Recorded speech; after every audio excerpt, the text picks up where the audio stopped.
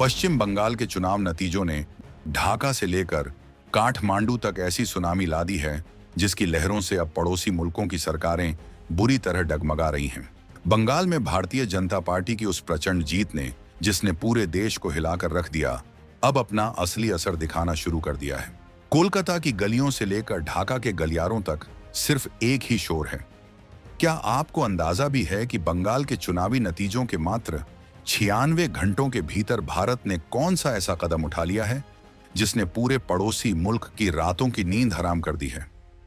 यह कोई सामान्य राजनीतिक फेरबदल नहीं है, बल्कि एक ऐसा सीधा वार है जिसने पिछले कई दशकों के जमे जमाए सिस्टम को हिलाकर रख दिया है। बांग्लादेश की सरकार में आज जो अफरा तफरी मची है, उसकी वजह सिर्फ सत्ता का परिवर्तन नहीं है, बल्कि भारत का वो ऑफिशियल ऐलान है जो शपथ ग्रहण की रस्मों से भी पहले ढाका की मेज पर धमक चुका है।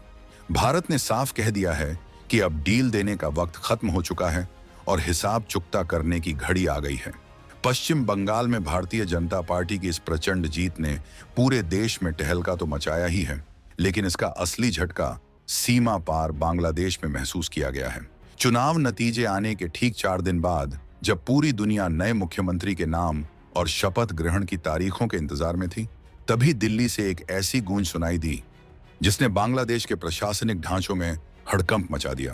भारत की मोदी सरकार ने आधिकारिक तौर पर वो अल्टीमेटम जारी कर दिया है जिसका डर पिछले कई सालों से बांग्लादेश को सता रहा था।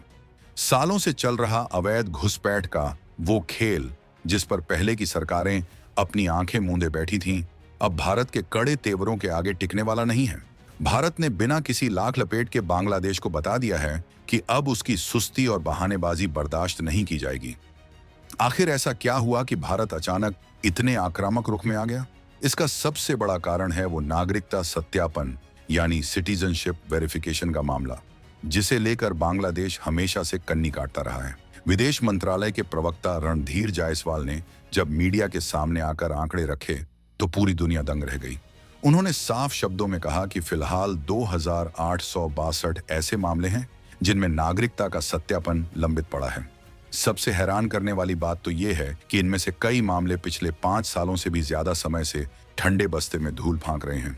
भारत में लाखों अवैध लोग बिना किसी कानूनी कागजात के रह रहे हैं और अब भारत ने सीना ठोक कर कह दिया है कि इन विदेशी नागरिकों को हर हाल में वापस उनके देश धकेला जाएगा। पिछले कई सालों से पश्चिम बंगाल की सत्ता पर काबिज टीएमसी सरकार ने जिस मुद्दे को सिर्फ वोट बैंक की राजनीति के लिए नजरअंदाज किया, उसे अब नई सरकार ने अपनी पहली प्राथमिकता बना लिया है। पहले की सरकार के वक्त न तो राज्य ने और न ही बांग्लादेश ने इस गंभीर समस्या की ओर ध्यान देने की जरूरत समझी, लेकिन अब हवा बदल चुकी है। जहां भारत अपनी आंतरिक सुरक्षा से कोई समझौता नहीं करना चाहता, भारत ने बांग्लादेश की सुस्ती पर कड़ी फटकार लगाते हुए संकेत दे दिए हैं कि अब और इंतजार की गुंजाइश शून्य है। नई दिल्ली ने ढाका से साफ कह दिया है कि इन लंबित मामलों को तुरंत निपटाया जाए, वरना भारत अपने तरीके से कार्रवाई करने के लिए पूरी तरह स्वतंत्र है। बांग्लादेश के लिए यह स्थिति किसी बुरे सपने से कम नहीं है। सालों तक उसने इन घुसपैठियों को अपना नागरिक मानने से इनकार किया या वेरिफिकेशन की प्रक्रिया को इतना सुस्त बना दिया कि मामला सालों साल लटका रहे।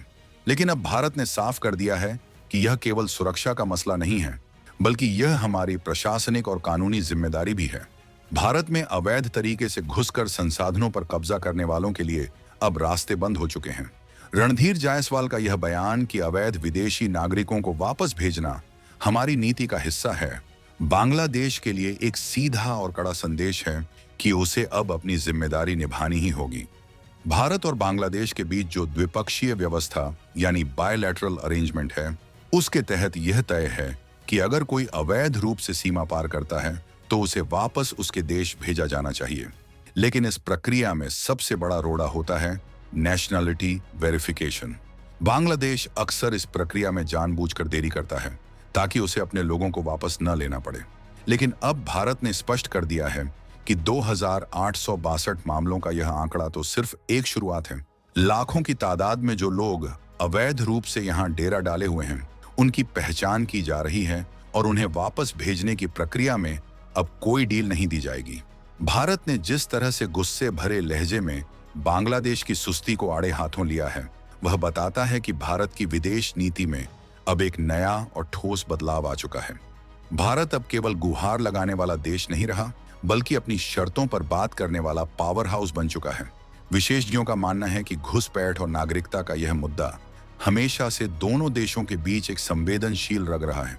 लेकिन आज जब भारत और बांग्लादेश कई बड़े प्रोजेक्ट्स पर साथ काम कर रहे हैं, तब भारत ने यह एहसास करा दिया है कि दोस्ती अपनी जगह है और देश की सुरक्षा अपनी जगह। भारत अब इस मुद्दे पर और ज्यादा देरी के पक्ष में रत्ती भर भी नहीं है।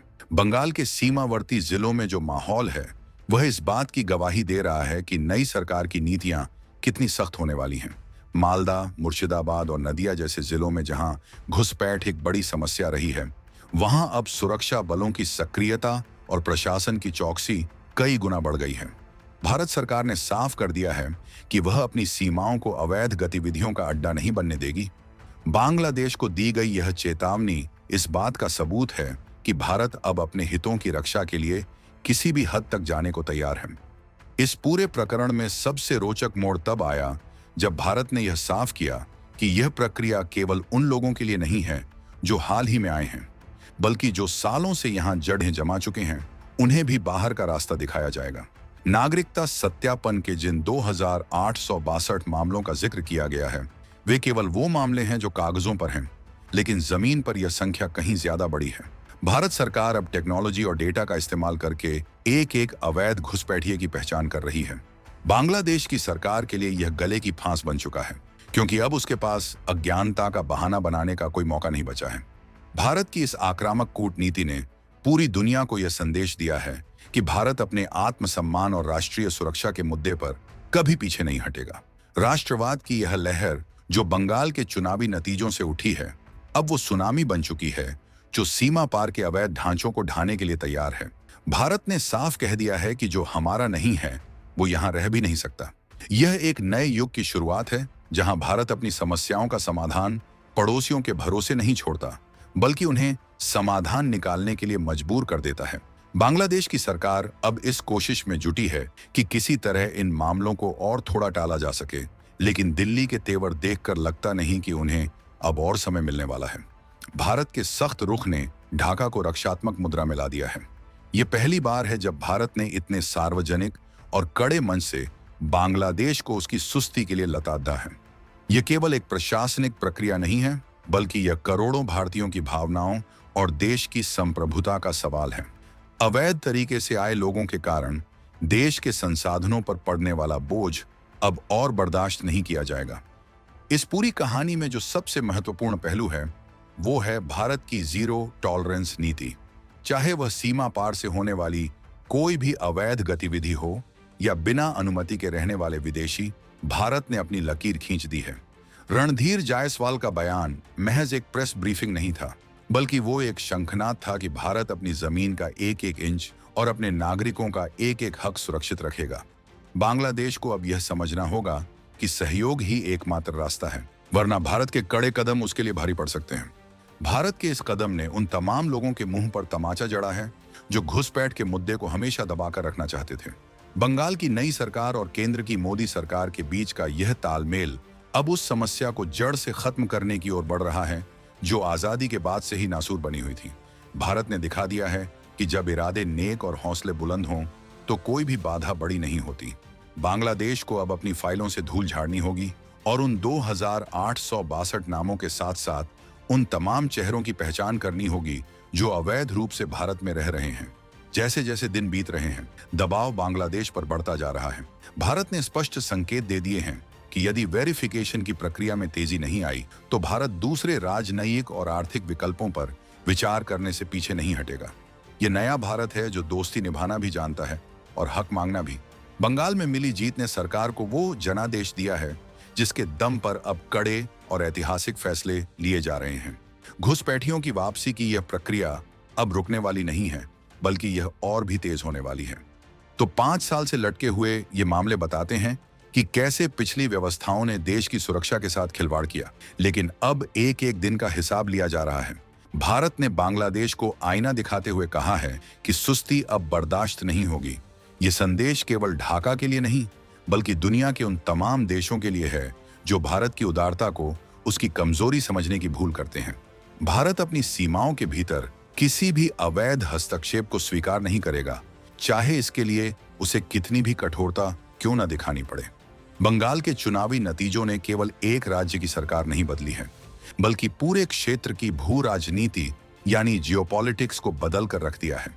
आज भारत का हर नागरिक इस बात पर गर्व महसूस कर रहा है कि उसकी सरकार देश के हितों के लिए सीना ठोक कर खड़ी है। घुसपैठियों के मुद्दे पर जो स्पष्टता आज दिख रही है, वैसी पहले कभी नहीं देखी गई।